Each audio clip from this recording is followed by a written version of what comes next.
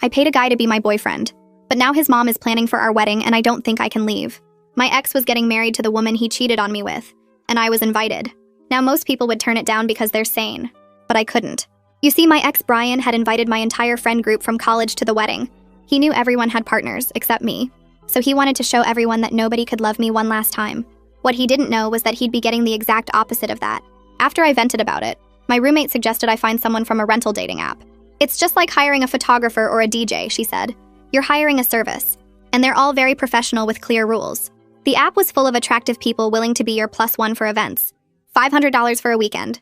Professional actors who'd make you look good and disappear afterward. I ended up choosing a gorgeous guy named Kobe, who had a Harvard MBA, rescue dogs, and a jawline that I knew would make my ex Brian jealous. He sent me a form to fill out asking for pages of information on me, from my favorite color to secrets only couples would know. We made up an elaborate story about how we had met romantically at a park when one of his rescue dogs got loose and ran straight for me, and how for him it was love at first sight. Kobe was incredibly professional, and honestly it made me wonder just how many clients he'd dealt with.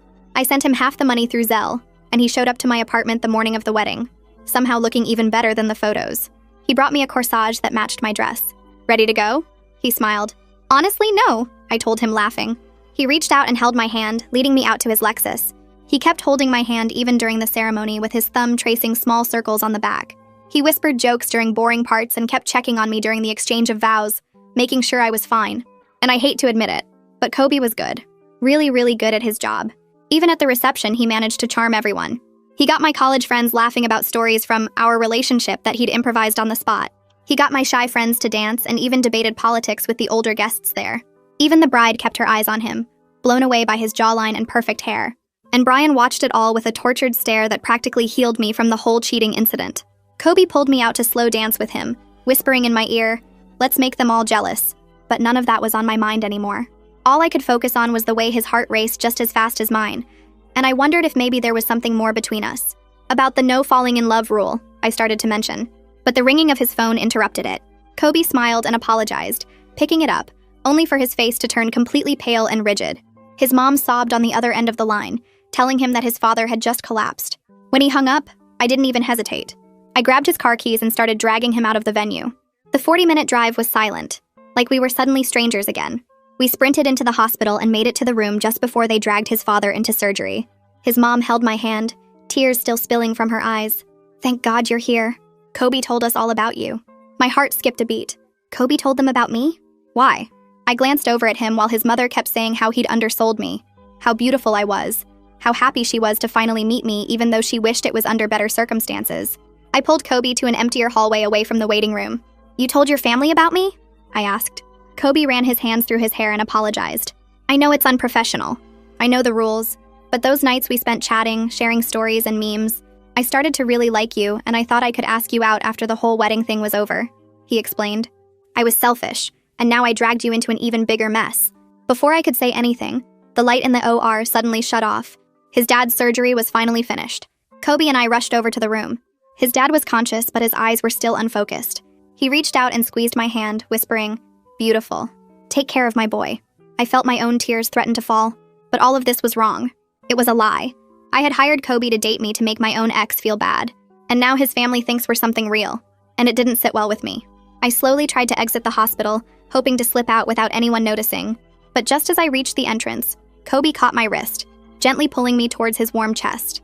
His arms wrapped around me, and I could feel his chest moving fast with each breath. He pressed his forehead against mine and whispered if I could please stay just a bit longer, just until his dad woke up enough to know what was happening.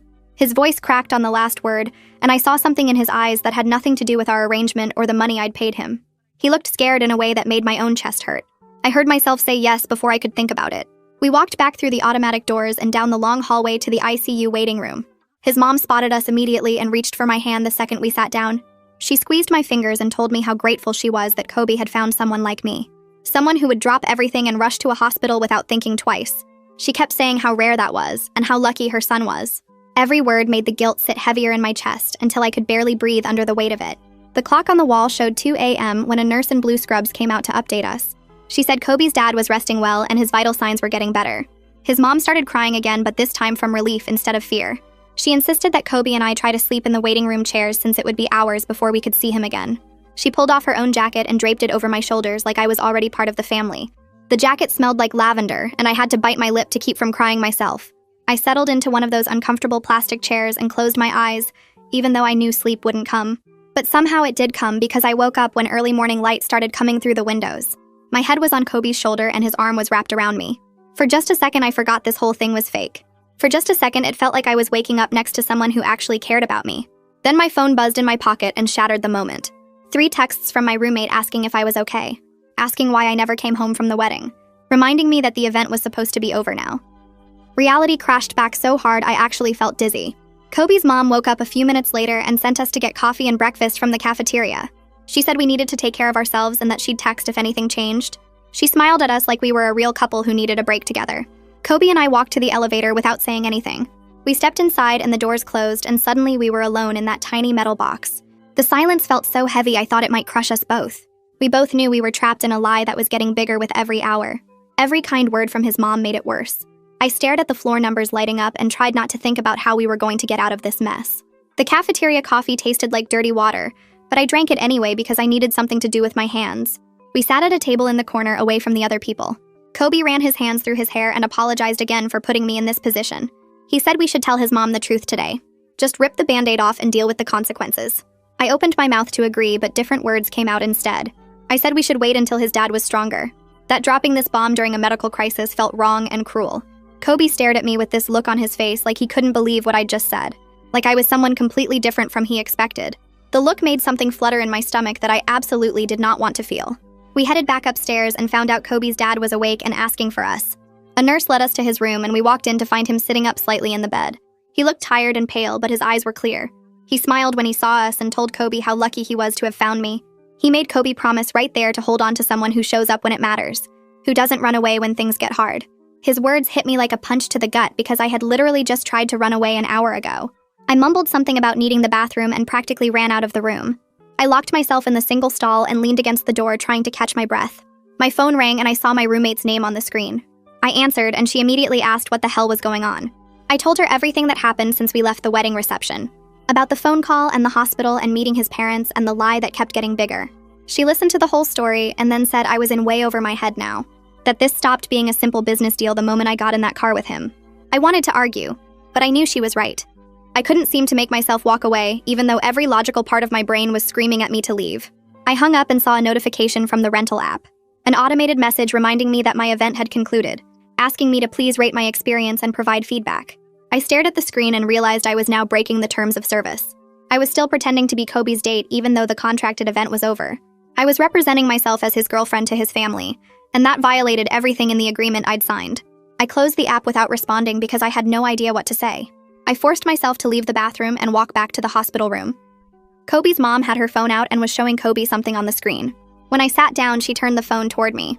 Photos of Kobe as a kid. She scrolled through them, telling me stories about his childhood like I was going to be around for years to hear them all. She told me about his first day of school and his obsession with dinosaurs and the time he tried to bring home a stray cat. Each story made me feel worse about the lie, but it also made me understand him better. I found myself actually wanting to know more about him, wanting to know the real person behind the perfect fake date performance. And that scared me more than anything else that had happened in the past 12 hours. A nurse walked into the room carrying a clipboard and asked if I was family. I opened my mouth to say no, but Kobe's mom jumped in before I could get the words out. She told the nurse I was Kobe's girlfriend and they should include me in all the medical updates about his father. The nurse nodded and made a note on her chart, writing something down that made this lie feel permanent and official. I watched her pen move across the paper and realized our fake relationship was now part of hospital records, documented in a way that made it harder to take back. Kobe squeezed my hand, but I couldn't look at him because the weight of what we were doing felt too heavy. Later that afternoon, Kobe suggested we take a walk to get some air. We left his mom with his dad and headed outside to the hospital grounds where there were benches and a small garden area. The sun felt warm on my face after being under those harsh fluorescent lights for so long. Kobe started talking about his dad's health history, how he'd had a minor heart attack 2 years ago and was supposed to be watching his diet and stress levels. His voice got quiet when he admitted how scared he was when his mom called during the wedding, how he thought he might lose his dad before getting to say goodbye. I found myself sharing about my grandmother who died last year, how I wasn't there when it happened because I was at work and couldn't get to the hospital in time. We walked slowly around the garden path and it hit me that this was the first real conversation we'd had that wasn't about the fake dating setup or making my ex jealous. He asked questions about my grandmother and actually listened to my answers instead of just waiting for his turn to talk. I told him about her garden and how she taught me to bake cookies, and he smiled and said his dad taught him to fix cars even though he was terrible at it. The conversation felt easy and natural, like we were actual friends instead of two people caught in a mess of lies. Kobe's phone rang while we were sitting on a bench near the hospital entrance. His mom's name flashed on the screen and he answered immediately, his whole body going tense like he expected bad news. But she just needed us to pick up some items from their house for his dad. She gave Kobe detailed directions about where to find his dad's reading glasses, his favorite pillow, and some clothes for when he could change out of the hospital gown. Kobe wrote everything down in his phone notes while she talked. When he hung up, we headed to the parking lot and got in his car. The drive to his childhood home took about 20 minutes and neither of us talked much. I stared out the window watching the neighborhoods change from commercial areas near the hospital to quiet residential streets with big trees. Something about going to his family home felt significant, like I was crossing another line that took me further from being just a hired date. I was about to see where he grew up, the house where his parents still lived, the place that shaped who he became. My hands felt sweaty and I wiped them on my dress, which was still the same one I'd worn to the wedding even though that felt like days ago instead of just last night. Kobe pulled into the driveway of a 2-story house with blue shutters and a well-maintained lawn. We walked up to the front door and he unlocked it with his key. Inside, the house smelled like coffee and something baking, probably from yesterday before everything happened. Family photos covered the walls in the hallway, and I could see Kobe at different ages, his school pictures showing him with braces and bad haircuts that made me want to smile. We went upstairs to his parents' bedroom to get the items his mom requested. I waited in the hallway while Kobe gathered things from their room, and I found myself looking at more photos on the wall. One showed Kobe in a cap and gown at his college graduation, standing between his parents with the biggest smile on his face. His dad had his arm around Kobe's shoulders and looked so proud. Kobe came out of the bedroom carrying a small bag and caught me staring at the photo. His face changed and he set the bag down, moving closer to look at the picture with me. He pointed to his dad and his voice broke a little when he said he was really scared of losing him. I didn't know what to say, so I just stood there while Kobe kept staring at the photo like he was trying to memorize it. We went back downstairs and Kobe set the bag by the front door. He walked into the living room and sat down on the couch, and I followed him because I didn't know what else to do. The room had comfortable furniture and more photos on the shelves, the kind of lived-in space that felt like a real home. Kobe reached over and took my hand, his fingers wrapping around mine. He thanked me for not running away when any normal person would have left the hospital hours ago. I told him I wasn't sure what I was doing here anymore, that this stopped feeling like a job somewhere between the wedding reception and the hospital waiting room. The words came out before I could stop them, and I felt exposed saying it out loud. Kobe looked at me and admitted he felt the same way during our slow dance at the wedding, that something shifted for him before his mom even called. We sat there holding hands on his parents' couch, and I wondered how we got here, how a fake date turned into whatever this was. My phone started buzzing in my purse and didn't stop. I pulled it out and saw the college group chat exploding with messages. People were asking where I disappeared to during the reception, and if I was okay. Someone said I left in a hurry and looked upset. Another person asked if something happened with my date. I scrolled through the messages feeling sick. Then I saw a separate text from Ruby asking if the guy I brought was real or hired, because Brian was spreading rumors about me. My hands started shaking as I read her message again. Brian was telling people I'd hired someone to be my date. I felt my face get hot and my vision got blurry around the edges. I showed Kobe the messages without saying anything.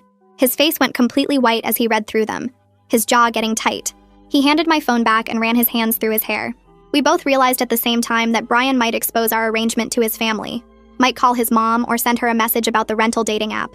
Kobe said we needed to control the story before someone else did it for us, that we had to tell his mom the truth ourselves. But neither of us knew how to do that while his dad was still in the hospital recovering from surgery. I asked what we were supposed to say, how we could possibly explain this without making his mom hate both of us. Kobe didn't have an answer, and we just sat there in his parents' living room, trying to figure out a way forward that didn't end in complete disaster. We drove back to the hospital with the bag of items his mom requested. The whole ride felt tense and quiet, both of us thinking about Brian and what he might do. When we got to his dad's room, everything looked different. His dad was sitting up in bed eating dinner from a tray, looking so much better than he had earlier. He smiled when he saw us and made a joke about the terrible hospital food. Kobe's mom was sitting in the chair next to the bed looking more relaxed than she had all day. His dad saw me and Kobe holding hands and made a comment about how he was going to be at our wedding someday, that he better get healthy so he could walk me down the aisle since my own dad wasn't in the picture anymore. Kobe's mom laughed and told him not to rush us, that we had plenty of time for all that. I felt like I might throw up right there in the hospital room. The weight of lying to these kind people who were going through such a hard time made my chest hurt. I forced a smile and nodded but couldn't actually form words. Evening came and Kobe's mom insisted we go home and get some rest. She said she was going to stay overnight with her husband, that the nurses had already brought in a cot for her. She walked us to the elevator and hugged Kobe first, holding him tight and telling him his dad was going to be fine. Then she turned to me and pulled me into a hug, whispering in my ear that I was exactly what her son needed. She said she could see how much I cared about him, and how grateful she was that he found someone like me. I hugged her back and felt like the worst person alive, like I was taking advantage of her kindness during the scariest time of her life. When we got in the elevator and the doors closed, I couldn't look at Kobe because I knew if I did, I might start crying. Kobe drove me back to my apartment and we sat in his car outside my building. Neither of us moved to get out. The street was quiet and dark except for the glow from the streetlights. Kobe finally broke the silence and said we should tell his parents the truth tomorrow. Just rip the band-aid off and deal with whatever happened. I agreed even though the thought of facing his mom after what she'd whispered to me made me want to disappear. I asked him what we were supposed to say, how we could possibly make this okay. He didn't have an answer, and we just sat there in the dark, trying to figure out what to do next. My hand was on the door handle, but I couldn't make myself open it and go inside. Everything felt wrong and complicated, and I didn't know how to fix any of it. Inside my apartment, my roommate was still awake on the couch with her laptop open. She closed it the second she saw my face and got up to put the kettle on without saying anything. I dropped onto the couch and just sat there while she moved around the kitchen making tea like she knew I needed a minute to collect myself. She brought over 2 mugs and sat next to me, waiting. I told her everything about the hospital and Kobe's dad, and how his mom thought we were real, and how his dad squeezed my hand and told me to take care of his son. My roommate listened and sipped her tea and didn't interrupt once. When I finished, she asked me straight out if I had real feelings for Kobe. I opened my mouth to answer and realized I didn't know what to say anymore. The wedding felt like it happened weeks ago instead of just hours. Everything got so twisted up between the fake dating and the real crisis that I couldn't tell what was performance and what was actually me. I went to bed but couldn't sleep. I kept running through different versions of telling Kobe's mom the truth. Every single one sounded awful. I imagined sitting her down in the hospital and explaining that I hired her son to be my fake boyfriend, that we lied to her face, while her husband was in surgery, that nothing about us was real even though I drove him to the hospital and stayed all night. Each version made me sound worse than the last. I stared at my ceiling and wondered if there was any possible way to tell the truth, without looking like a horrible person who took advantage of her kindness during the worst night of her life. The sun started coming up and I still didn't have an answer. My phone buzzed around 8 in the morning with a text from Kobe. His dad had a good night and the doctors were talking about moving him out of ICU soon. I felt relieved reading that, genuinely happy his dad was improving. Then Kobe added that we should wait 1 more day to tell his mom, let her have this relief without immediately crushing her with the truth. I texted back that I agreed even though I knew we were just making it worse by waiting. Every hour we delayed telling her was another hour of lying, another memory she'd have of us that wasn't real. But I couldn't bring myself to say we should tell her today, not when she was finally getting good news about her husband. Another notification popped up on my phone, this time from the rental app. It was a warning message saying I hadn't completed my post-event survey, and that continued representation beyond contracted events violated their terms of service. I read it 3 times, my stomach sinking with each pass. The app was reminding me that what Kobe and I were doing right now, pretending to be together at the hospital, was against the rules. I took a screenshot of the warning to show Kobe later. It felt like evidence that we were officially in violation of the agreement, proof that we'd crossed a line from professional service into something messier. My phone rang and Ruby's name flashed on the screen. I answered and she didn't even say hello, just asked what was really going on because Brian was telling everyone I hired an escort to the wedding. My heart started racing, but I kept my voice steady. I told her Brian was a liar who wanted to humiliate me and it backfired on him. I didn't confirm or deny what Brian was saying, just kept repeating that he was a jerk who tried to make me look pathetic in front of everyone. Ruby said she believed me and that Brian was being gross about the whole thing, but she also said some people in the friend group were taking his side. I thanked her for calling and hung up, then sat on my bed feeling sick about how this was spreading through my entire social circle. I texted Kobe asking if we could meet at a coffee shop near the hospital before visiting his dad. He agreed and I got dressed and drove over, my hands shaking a little on the steering wheel. We sat in a corner booth with our coffee getting cold between us, while we finally talked about what happens after we tell his parents the truth. Kobe said he wanted to ask me on a real date once this was all over, that he wanted to start fresh without the transaction hanging over us. I told him I wanted that too, but I was scared because everything between us was built on a lie from the very beginning. How were we supposed to trust what we felt when we met under such fake circumstances? Kobe reached across the table and took my hand, and I let him, even though I knew it was probably making everything more complicated. His phone rang while we were still holding hands across the table. It was his mom saying his dad was moved to a regular room right now. We left our coffee and rushed to the hospital together. In the elevator going up to the new floor, Kobe reached for my hand again and I let him take it. We both knew we were making this so much harder on ourselves, that every moment we spent acting like a real couple was another moment we'd have to explain away later. But neither of us pulled away. The elevator doors opened and we walked down the hall still holding hands like we couldn't help ourselves. So Kobe's dad looked completely different in the regular room. He was sitting up in bed eating real food from a tray and joking with the nurses about how terrible hospital food was. His color was better and his eyes were focused, and he smiled when he saw us walk in. He started telling us about his rehab plan and how the doctors said he could go home in just a few days if he kept improving. Kobe's mom was crying, but they were happy tears this time, relief pouring out of her after the terror of the last 24 hours. I stood there watching them and thought maybe we could finally tell them the truth now that the crisis had passed, now that everyone could breathe again without the immediate fear. But then Kobe's dad turned to me and started asking questions about my family and my job. He wanted to get to know me better, to understand who his son was dating. I answered honestly about my life and my work, carefully dancing around anything about how Kobe and I actually met. I talked about my roommate and my apartment and my job without mentioning the wedding or the rental app or any of the real story. Each question felt like another lie piling on top of all the others. I could see Kobe next to me struggling with the same guilt, his jaw tight as he listened to me answer his dad's questions with partial truths and careful omissions. That evening back at my apartment, someone knocked on my door. I opened it and Elliot was standing there looking worried. He said he'd been concerned after I disappeared from the wedding reception without saying goodbye to anyone. I let him inside and everything just came pouring out. I told him about hiring Kobe and the hospital emergency, and the lie to his family, and how it kept getting bigger and more impossible to fix. Elliot sat on my couch and listened to the whole mess without judging me once. When I finished, he said I needed to tell the truth soon before it got even worse, that every day I waited was just going to make the eventual confession more painful for everyone involved. I woke up the next morning to my phone buzzing on the nightstand. I grabbed it with one eye still closed and saw Brian's name on the screen. The text message made my stomach twist into knots. He'd sent a screenshot from the rental dating app with Kobe's profile clearly visible, his professional headshot, and the description about being available for events. Brian's message below it read like poison. He demanded I admit to everyone that I'd hired a fake date because nobody would actually want to be with me. He said he'd always known I was pathetic, but this was a new low even for me. His cruelty reminded me exactly why I'd left him in the first place, why I'd spent 2 years trying to get over someone who treated me like garbage. I forwarded the screenshot and Brian's message to Kobe without thinking twice about it. My phone rang less than a minute later. Kobe's voice came through angry and tight. He said Brian was trying to turn our situation into a weapon, trying to hurt both of us just because his plan to make me feel small had backfired at the wedding. We talked for maybe 5 minutes before we both agreed we needed to tell his parents the truth today, right now, before Brian found some way to contact them directly and make everything worse. Kobe said he'd handle telling his family while I dealt with my friends. We arranged to meet at the hospital in 30 minutes. I threw on jeans and a sweater and drove to the hospital with my hands shaking on the steering wheel. Kobe was waiting outside the main entrance when I pulled into the parking lot. We walked inside together without saying much to each other. His mom was sitting beside his dad's bed when we entered the room. His dad looked so much better than yesterday, sitting up and eating breakfast from a tray. Kobe asked his mom if we could talk privately in the family waiting room down the hall. She looked worried right away, her face going tense like she knew something bad was coming. She probably thought we were about to announce a breakup. I wish that's all we had to tell her.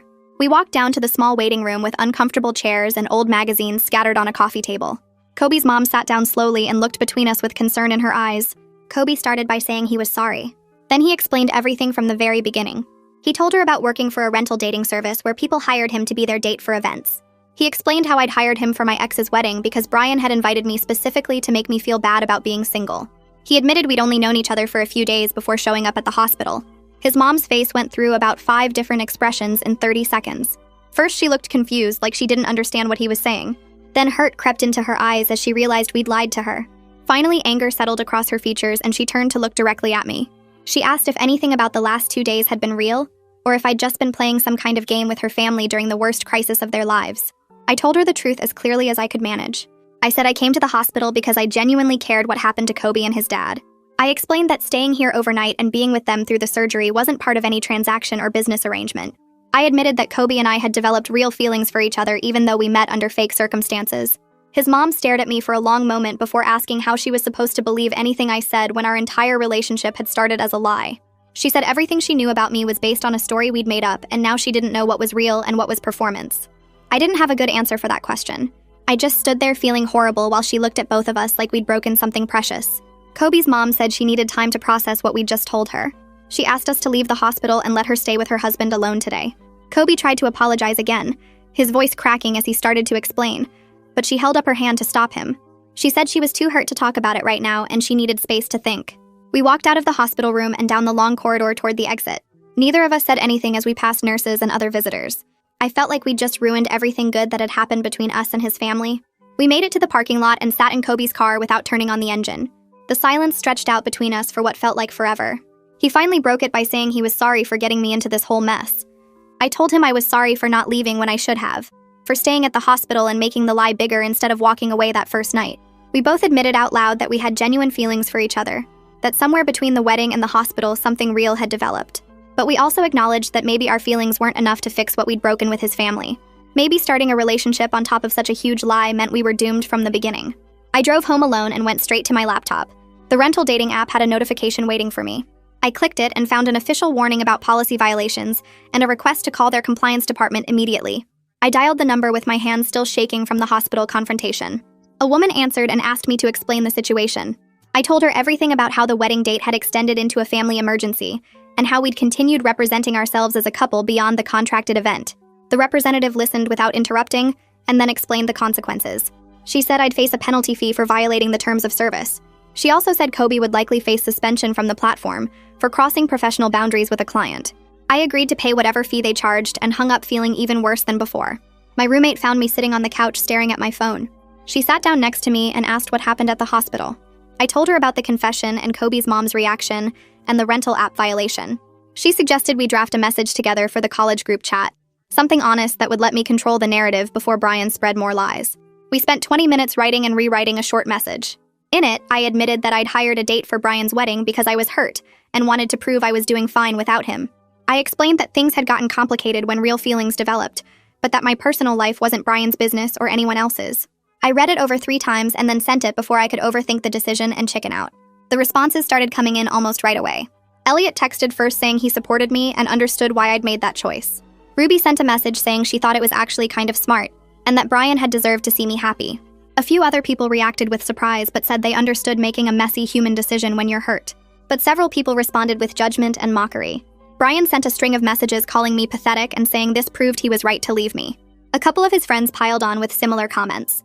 I watched the messages roll in for about 2 minutes before I muted the entire group chat. I realized I didn't need people in my life who couldn't understand that sometimes you make imperfect choices when you're trying to protect yourself from someone cruel. 2 days crawled by without any messages from Kobe's mom. My phone stayed quiet except for Kobe's updates about his dad's recovery. Short texts that said his father was doing better, but his mom refused to talk about us. I opened the rental app one last time and stared at the penalty fee notification. $500 for violating their terms of service. I transferred the money without hesitation and clicked the button to close my account permanently. Watching that profile disappear felt like shutting a door on the whole mess, putting that chapter behind me for good. My roommate found me on the couch that evening and asked if I was okay. I told her I would be, that I just needed time to figure out what came next. My phone rang 3 days later while I was making dinner. Kobe's name flashed on the screen and my stomach flipped. He asked if I wanted to meet him for dinner, just the 2 of us, no pretending or performing. I agreed before I could talk myself out of it. We picked a quiet restaurant across town, somewhere neither of us had been before. I got there first and sat in a corner booth, my hands shaking as I waited. Kobe walked in looking tired but real. No polished wedding date smile, just himself. He slid into the booth across from me and we both started talking at the same time, then laughed nervously. He went first, telling me he was taking a break from the rental dating service. He said the situation with his family made him realize he'd been using the job to avoid real connection, to perform intimacy instead of risking actual feelings. I admitted I hired him because I was scared of being vulnerable, of letting people see that Brian had hurt me and left me alone. We both sat there acknowledging we had work to do on ourselves, that maybe we'd been hiding from real life in different ways. The waiter brought our food, but neither of us ate much. We kept talking about what we wanted, whether we could build something real from such a broken foundation. Kobe reached across the table but stopped short of taking my hand. He said he wanted to try, but only if we did it right this time. I told him I wanted the same thing, but I was terrified of rushing into something built on lies and hospital emergencies. We agreed to take things slow, to start as friends, and see if what we felt during those intense days was real, or just manufactured by the circumstances. After dinner, Kobe walked me to my car in the parking lot. We stood there awkwardly for a moment before he pulled me into a hug. It felt completely different from the performance at the wedding, more tentative but more honest. I drove home feeling confused and hopeful at the same time. A week passed before Kobe texted again. His message said his dad was home from the hospital and doing well in physical therapy. He added that his mom was still hurt, but she'd asked if I was okay, which he took as a small sign that she might forgive us eventually. I texted back that I hoped so because I genuinely liked her, even though I'd only known her for one terrible night. The next afternoon, Ruby called and asked if I wanted to grab coffee. We met at our usual spot near campus, and she didn't waste time getting to the point. She told me the friend group was basically splitting down the middle. Some people were staying loyal to Brian and his version of events.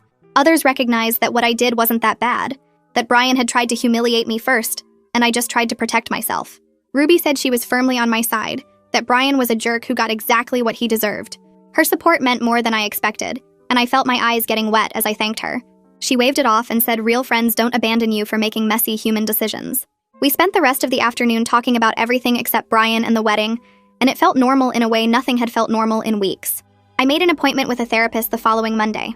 Sitting in that office felt strange at first, admitting out loud that I needed help working through my feelings about Brian, the wedding, Kobe's family, and my own tendency to build walls around myself. The therapist listened to the whole story without judgment. Then she pointed out that hiring a fake date was a symptom of not believing I was enough on my own, that I'd needed external validation to feel worthy of showing up to that wedding. The observation hit harder than I expected, and I realized I had deeper work to do than just figuring out my feelings for Kobe. Over the next few weeks, Kobe and I fell into a pattern of meeting for coffee once a week.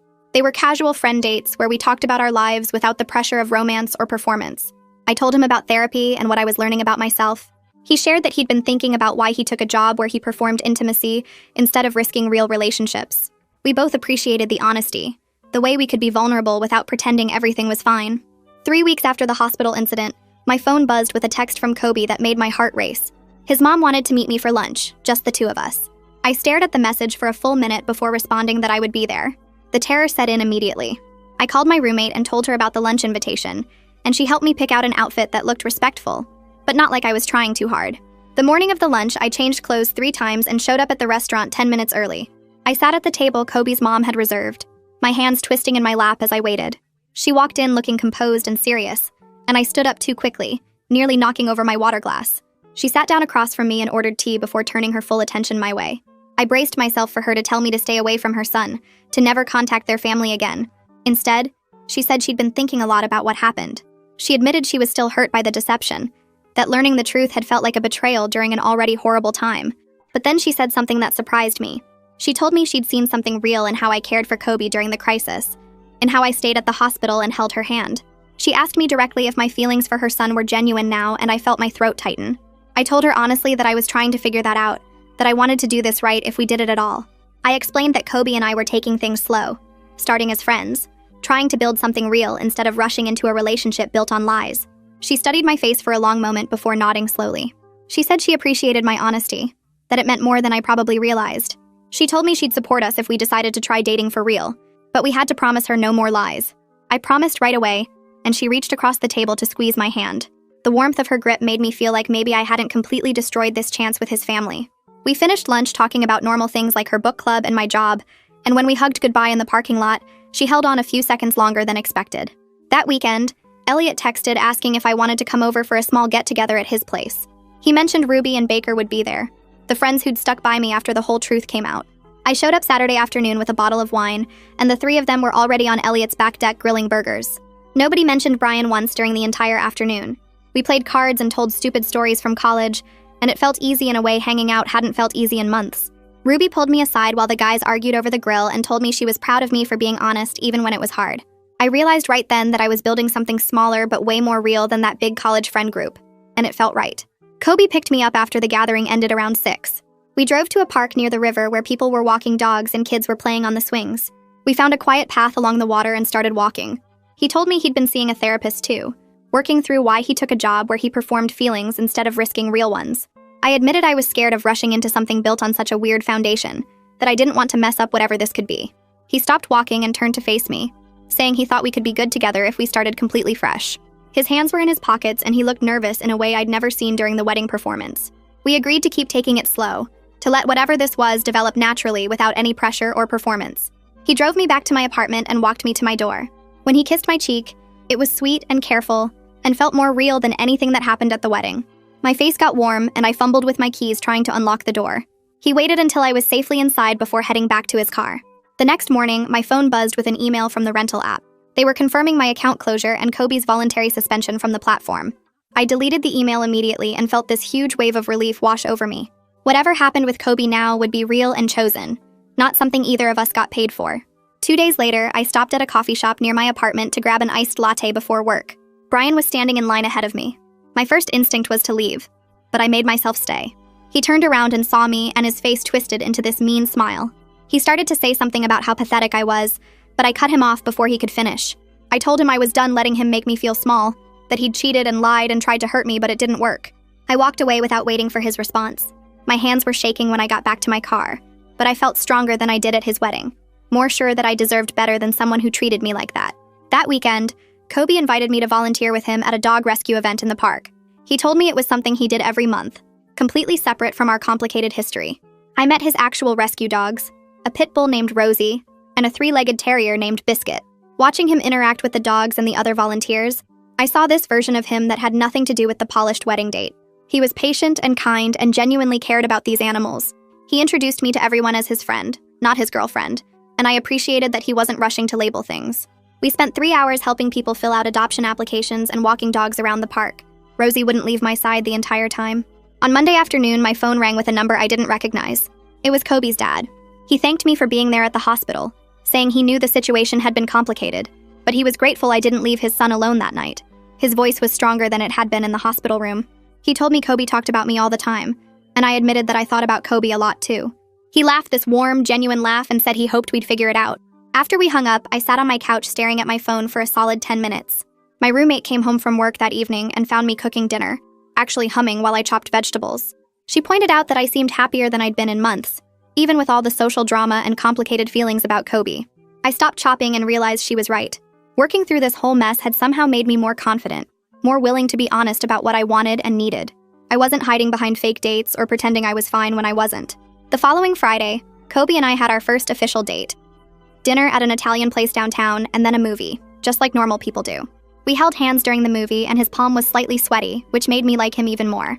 When he drove me home, we sat in his car outside my building talking for over an hour. We talked about our families and our jobs and stupid things like our favorite pizza toppings. It felt both familiar and completely new, like we were finally getting to know each other without a crisis or performance between us. This time there was no emergency, no lie we were maintaining, just two people trying to figure out if they could build something real together. He walked me to my door and the silence between us felt different from it had in the car, heavier somehow, like we both knew something was about to shift. He stopped at my doorstep and turned to face me, his hands in his pockets, looking more nervous than I'd ever seen him even at the wedding. He asked if he could kiss me, and I said yes before I could overthink it. The kiss was nothing like the performance at the wedding where everything had been smooth and practiced. This was awkward and tentative, our noses bumping slightly as we figured out the angle, his hand shaking a little when it touched my face. When we pulled apart, we were both smiling like complete idiots, the kind of genuine happiness that you can't fake no matter how good an actor you are. He said goodnight and waited until I was inside before walking back to his car.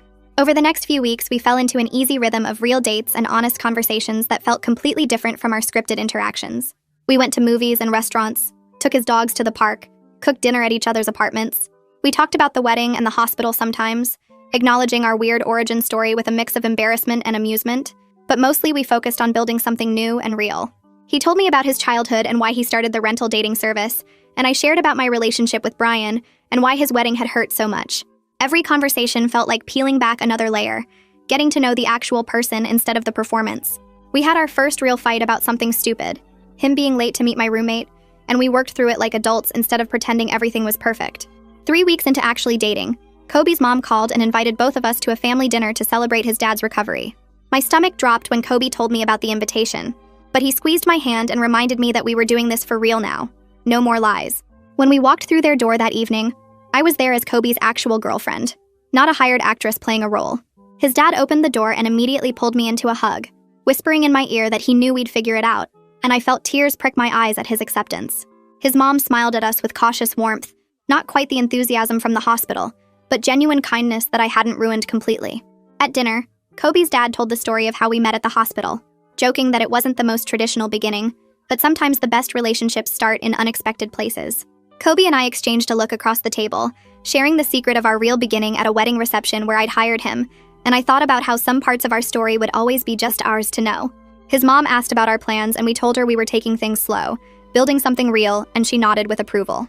That night, Kobe drove me home and we sat outside my apartment like we'd done so many times now, neither of us in a hurry to end the evening. He told me he was glad I answered his rental profile that day, even though everything that followed was complicated and messy and sometimes painful.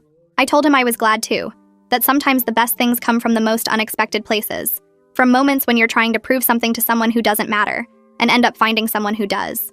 When he kissed me goodnight, it felt like we'd finally arrived somewhere real and right, like all the confusion and lies and hospital waiting rooms had somehow led us exactly where we needed to be. So yeah, that's pretty much it. Nothing too deep, Just another small story from real life. Thanks for listening. It always feels like chatting with an old friend. Come back next time if you want to hang out again.